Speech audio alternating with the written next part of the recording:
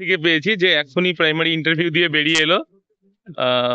জিজ্ঞেস করবো আপনাকে কি কি জিজ্ঞেস করলো বোর্ডে। প্রথমে তো আমাকে জিজ্ঞেস করলো আমার এডুকেশন জার্নি সম্পর্কে আপনি বলুন। হুম। তারপরে আমাকে যেমন সিচুয়েশন বেসড একটা হুম। কোশ্চেন করেছিল, হুম। যে কোনো বাচ্চারা যদি বোরিং হয়ে যায় তো হুম। সেখানে আপনি কি করবেন। হুম। তারপরে আরেকজন স্যার ছিলেন, উনি জিজ্ঞেস করলেন হঠাৎ করে যে আপনার পড়াশোনার বাইরে আর কোন ফিল্ডে ইন্টারেস্ট রয়েছে। তো আমি হুম। বললাম খেলাধুলা। তো কোন হুম। খেলা আপনি খেলেন? ক্রিকেট।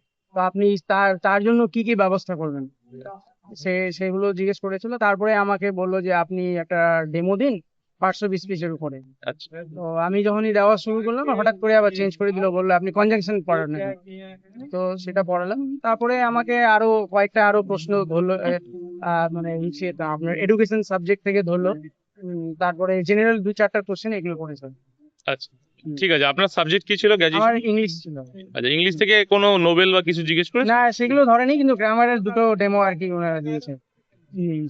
দুটো demo। ঠিক আছে, অসংখ্য ধন্যবাদ আপনাকে। Thank you. আচ্ছা, আপনি কি ইন সার্ভিসে ছিলেন? না না না, ফ্রেশ ফ্রেশ ক্যান্ডিডেট। ক্যান্ডিডেট। আচ্ছা, ঠিক আছে। Thank you, thank you. প্রিয় ছাত্রছাত্রীরা, প্রাইমারি ইন্টারভিউ এর প্রতিদিনের হল আউট এক্সপিরিয়েন্স বা রিভিউ সরাসরি ক্যান্ডিডেটদের মুখ থেকে শুনে নিতে তোমরা বেঙ্গল গুরুকুলের ইউটিউব চ্যানেলটি সাবস্ক্রাইব করো। এছাড়াও ফলো করো বেঙ্গল গুরুকুলকে ফেসবুক এবং ইনস্টাতে।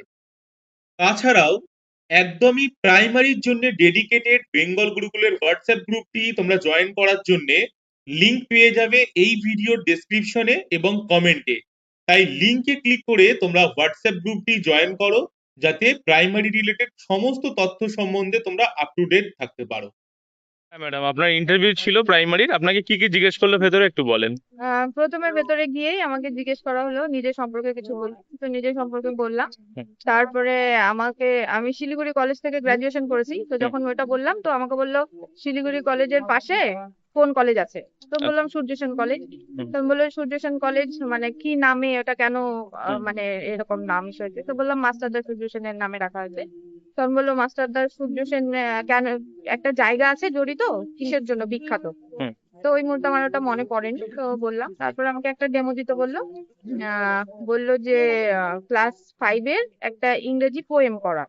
তো ইংরেজি পোয়েমটা আমার রেডি ছিল না, আমি বললাম যে আমি গ্রামার থেকে করি। তখন বললো যে না, গ্রামার তো সবাই করায়, তাহলে পরিবেশ থেকে দিই। তারপরে ক্লাস 4-এর পরিবেশ থেকে আমি একটা ডেমো দিলাম, মানে ওনারা বলে দিল যে শরীরের অঙ্গ প্রত্যঙ্গ নিয়ে আপনি একটা ডেমো দিন। ডেমো দিতে হ্যাঁ, বললো। তো ওই ডেমো দিলাম। তারপরে ডেমোর পরে ওই 1 থেকে 2 মিনিট ডাইরেক্ট পাঠে যেতে বললো। তো করে ওই 1 থেকে 2 মিনিট দেখার পরেই বললো ঠিক আছে। ব্যাস, এইটুকুই। জিকে থেকে কোনো প্রশ্ন? না, আর এমনি আপনার সাবজেক্ট কি ছিল? পল সাইন্স। পল সায়েন্স ছিল। সাবজেক্ট থেকে কোনো প্রশ্ন? না না, কোনো কবিতা ধরেছিল বা কিছু এরকম? না না, হবেনি। আর ওই ডেমোতে আপনাকে পুরোটা লিখতে হয়েছিল, মানে ক্লাসিফিকেশন না ওগুলো? না না, কিচ্ছু না। সামান্য অল্প কিছু। হ্যাঁ হ্যাঁ। ঠিক আছে, অসংখ্য ধন্যবাদ ম্যাডামকে। আমরা আরেকজন প্রার্থীকে পেয়েছি যে এখনই ইন্টারভিউ দিয়ে বেরিয়ে এলেন।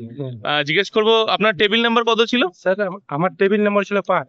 5। আচ্ছা, আপনাকে কি কি জিজ্ঞেস করেছে? সবচেয়ে প্রথমে তো আমি ভিতরে গেলাম, ভিতরে যাওয়ার পর ওদেরকে নমস্কার করলাম, নমস্কার করার এবার সবচেয়ে প্রথমে আমাকে জিজ্ঞাসা করলো যে আমার নাম মোহাম্মদ রবিউল। হুম। বলে যে মোহাম্মদ রবিউলের অর্থ কি, হুম। সেটা আমি বললাম। হুম। এবার আমাকে জিজ্ঞাসা করলো আমার এডুকেশন, এটা যে আমি কি লেখাপড়ার বিষয়ে একটু জিজ্ঞাসা করলো। বললাম মাধ্যমিক উচ্চ মাধ্যমিক গুলো সবগুলো ডিলেট করে সবগুলো বললাম। তারপর আমাকে জিজ্ঞাসা করলো যে আপনি কি বিষয়ে ডেমো দিবেন। হুম। তো আমি বললাম আমি অঙ্ক বিষয়ে ডেমো দেবো। হুম। এবার অঙ্ক বিষয়ে ডেমো দিতে যাবো, বলছে কি আমি ডেমো দিতে যাচ্ছি। হুম। তারপরে বললো যে ঠিক আছে, যে সরল করাতে পারবেন আপনি? হুম। আমি বললাম হ্যাঁ স্যার আমি পারবো। হুম। তো সরল করানোর যে একটা সূত্র আছে, হুম। ওই সূত্রটা কি মনে আছে? হুম। হ্যাঁ স্যার, আমি বললাম হ্যাঁ স্যার আমার মনে আছে। আর সূত্রটা কি, সূত্রটা আমি বোর্ডে লিখলাম। হুম। স্যার বলছে যে একটা বাচ্চাকে আপনি সরল কিভাবে শিখাবেন। তো আচ্ছা, ওখানে সূত্রটা কি বদমাস লিখেছিলেন তো? বদমাস লিখেছিলাম। হ্যাঁ, তারপরে? তো আমি বললাম যে প্রথমে যেভাবে সরল করতে হয় ওই হুম। ফর্মুলাটা আমি ওখানে আলোচনা করলাম। হুম। আলোচনা করার পর বললো যে ঠিক আছে।